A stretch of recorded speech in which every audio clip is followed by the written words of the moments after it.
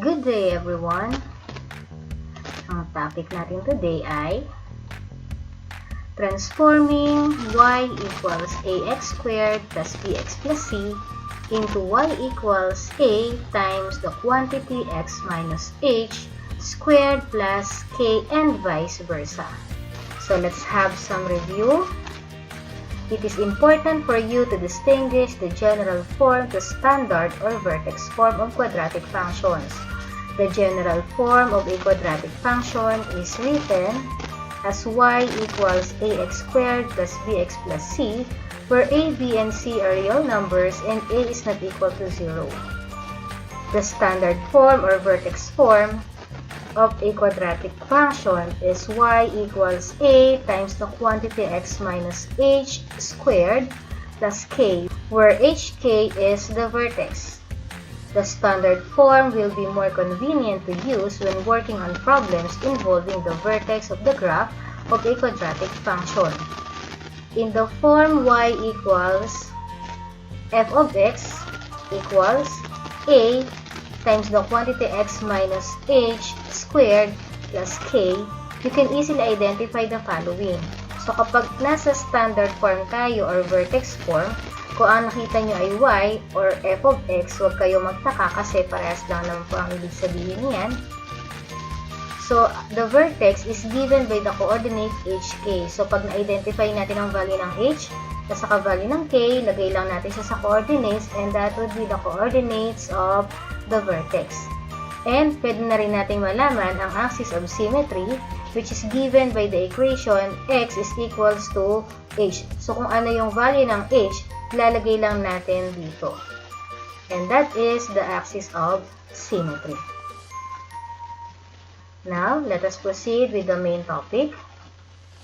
Transforming y equals ax squared plus bx plus c, or the general form, into y equals a times the quantity x minus h squared plus k, or the standard or vertex form. Let's have example number 1. Express y equals x squared minus 2x minus 3 in the form y equals a times the quantity x minus h squared plus k, and then give the values of h and k, the coordinates of the vertex, and the axis of symmetry. Here's the solution. So, ang una natin gagawin ay i-group ang lahat ng may variable na x. At syempre, separate natin yung constant. Next step, make this expression a perfect square trinomial by adding a constant. And then, magmaminus din tayo ng constant para maging balance pa rin ang equation. So, paano natin gagawin yon? Get the coefficient of x and then multiply it by 1/2. So, 1/2 times 2 is equals to 1. And then, kung ano yung answer natin, squared natin. So, 1 times 1 is 1. And therefore, ang i-add natin ay 1. Kung nag-plus tayo ng 1, minus 1 naman sa kabila. And then, simplify lang natin. Rewrite a square of binomial. Get the square root of x squared. So, we have x. Follow the sign of the middle term, which is negative. Get the square root of the last term, which is 1. So, we have 1. And then, open and close parenthesis squared. Negative 3 minus 1 is negative 4. And then, this is now the vertex form of the given equation. So, let us identify the values of h and k. So, unahin natin ang value ng h. So, tingnan natin yung pattern. This is x minus h nasa loob ng parenthesis. Ibig sabihin, nandito lang sa loob ng parenthesis ang value ng h. And h is equals to positive 1. So, kung ito ay minus 1, ang h ay positive 1. Kung ang given ay x plus 1, ang value ng h is negative 1. So, palit lang tayo ng sign doon. And then, the value of k is negative 4. So, sundin natin yung sign ng given. Kung ito ay positive plus 4, ibig sabihin positive 4 ang k. At dahil ang given ay minus 4, therefore, the value of k is negative 4. kung meron na tayong value ng h and k, pwede na nating makuha ang coordinates ng vertex. And the coordinates of the vertex is 1, negative 4. Uunahin ang value ng h bago ang k, and then lagay lang sa coordinates, and that's it. Next, the axis of symmetry is the equation x is equals to 1. Saan naman galing ang 1? Kung ano yung value ng h, yun na rin ang ilalagay natin.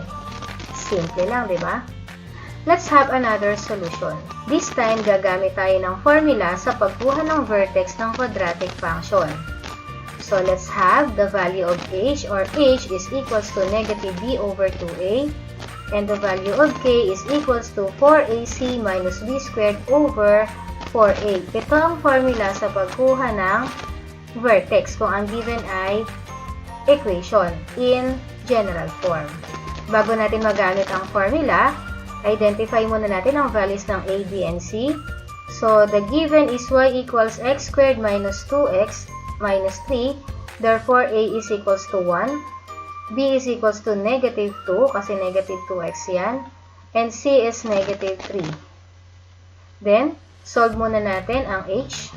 Substitute all the given values. Negative is constant, b is negative 2. And then, copy c, 2a is 1.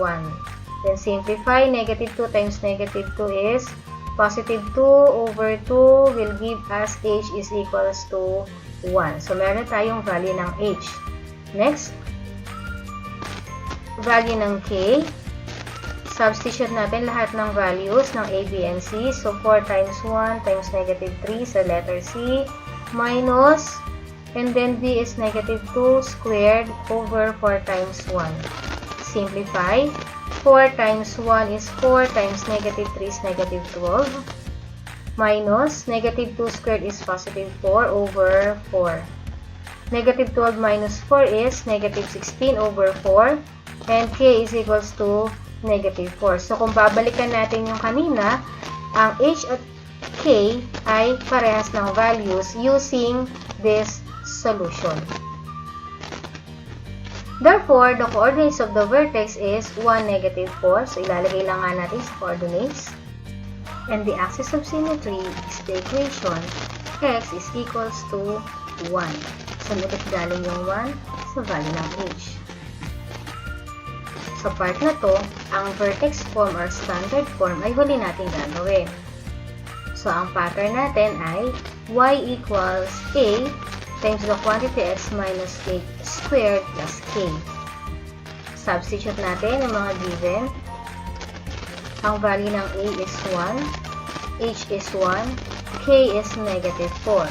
Then simplify, we have y equals x minus 1 squared minus 4, and that's it. Let us proceed with example number 2. Express y equals negative 3x squared plus 12x minus 8 in the form y equals a times x minus h squared plus k. And then, bigay din natin ang values ng h and k, vertex, and axis of symmetry. So, let's have the first solution. So, first step, kailangan hiwalay muna natin or i-group ang lahat ng may variable x. Okay, this time, tingnan nyo yung given. May coefficient ang x squared, which is negative 3. Kanina, ang coefficient lang ng x squared ay 1. So, hindi tayo nag-factor out ng constant. This time, since may coefficient ang x squared na hindi 1 or hindi positive 1, so which means we need to factor out negative 3 to make the coefficient of x squared positive 1. So it will become now, so negative 3 is factored out. Then we have negative 3x squared divided by negative 3, so we have x squared. Positive 12x divided by negative 3 is negative 4. And then, same process pa rin, completing the square pa rin tayo, mag-a-add pa rin tayo ng constant at magma-minus din. So, same process, coefficient of x, we have 4, multiplied by 1/2 is equals to 2, and then, squared natin yung 2, so we have 4, mag-a-add tayo ngayon ng 4. 4 din ba ang ima-minus? Hindi. Bakit? Kasi mayroon tayong coefficient dun sa labas, yung pinactor out natin kanina. Ang gagawin natin dyan, multiply muna natin si negative 3 and positive 4. So, which means, magma-minus tayo ng negative 12. Saan galing si negative 12? Negative 3 times positive 4. And then, simplify. So, we have negative 3, copy. Rewrite a square of binomial. So, square root of x squared is x. Follow the sign ng middle term. Square root ng 4 is 2. Negative 8 minus negative 2 is positive 4. Bakit naging positive 4? Negative times negative is positive. So, it will become negative 8 plus 12. So, remember, pag nag-add tayo ng magkaibang sign, nagma-minus tayo. So, 12 minus 8 is 4. So, sundin natin ang sign ng bigger number, positive 12. Then, follow the sign na lang ng bigger number, which is positive. So, therefore, this is now the standard form or the vertex form of the given equation. Now, let's have the values of h and k. H is positive 2. Parang kanina lang, negative 2. So, change the sign tayo. We have positive 2. And then, the value of k is positive 4. And then, the coordinates of the vertex is 2, 4. And the axis of symmetry is x is equals to 2. Gawin natin yung isa pang solution using the formula in finding the vertex of a quadratic function. So, first step, identify the values of a, b, and c. A is negative 3, b is positive 12, c is negative 8. And then, substitute lang natin sa formula. Negative 12 divided by negative 6, we have positive 2. And then the value of k is, so 4 times negative 3 times negative 8, positive 96, minus 12 squared is 144. Then we have negative 48 divided by negative 12, we have k is equals to 4. So, the coordinates of the vertex is 2, 4, and the axis of symmetry is x is equals to 2.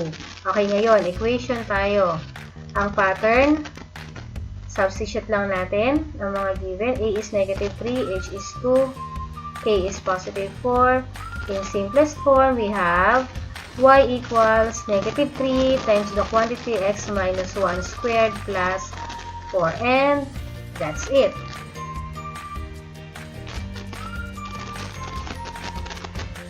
Okay, gawin naman natin ang reverse process. Transforming y equals a times the quantity x minus h squared plus k into y equals ax squared plus bx plus c. So, from vertex form to general. Example number 1. Rewrite the equation y equals x minus 1 squared minus 4 into y equals ax squared plus bx plus c. So, here's the solution. Ang first solution natin is to rewrite x minus 1 squared as factors x minus 1 times x minus 1. And then, using FOIL method, x times x is x squared, x times negative 1 is negative x, negative 1 times x is negative x, and negative 1 times negative 1 is positive 1, and then copy c, negative 4. Simplify, we have y equals x squared, negative x minus x is negative 2, positive 1 minus 4 is negative 3. And we're done. Solution number 2. Kung ang given ay y equals x minus 1 squared minus 4, using the square of binomial, square the first term, x squared, and then multiply first and last times 2, so x times negative 1 times 2, and then yung last is negative 1 squared minus 4. And then simplify lang natin, we have x squared, 2 times x times negative 1 is negative 2x, negative 1 squared is positive 1 minus 4, and it will give us the same answer as solution number 1. Number 2. The given equation is y equals negative 3 times the quantity x minus 2 squared plus 4. I-rewrite natin siya into general form. So, solution number 1, y equals negative 3. I-rewrite natin si x minus 2 squared as factors, x minus 2 times x minus 2. And then, using FOIL method, copyhin muna ang negative 3 sa labas ng parenthesis, and then x times x is x squared. X times negative 2 is negative 2x. Negative 2 times is negative 2x. Negative 2 times negative 2 is positive 4. And then copy si positive 4. So, bago tayo mag-combine, distribute muna natin si negative 3. So, negative 3 times x squared is negative 3x. Negative 3 times negative 2 is positive 6. Positive 6. Negative 3 times positive 4 is negative 12. And then, combining like terms, ito na ang sagot. Y equals negative 3x squared. Saan galing ang positive 12? 6x plus 6x is 12x. And negative 12 plus 4, we have negative 8. And we're done. Thank you for listening.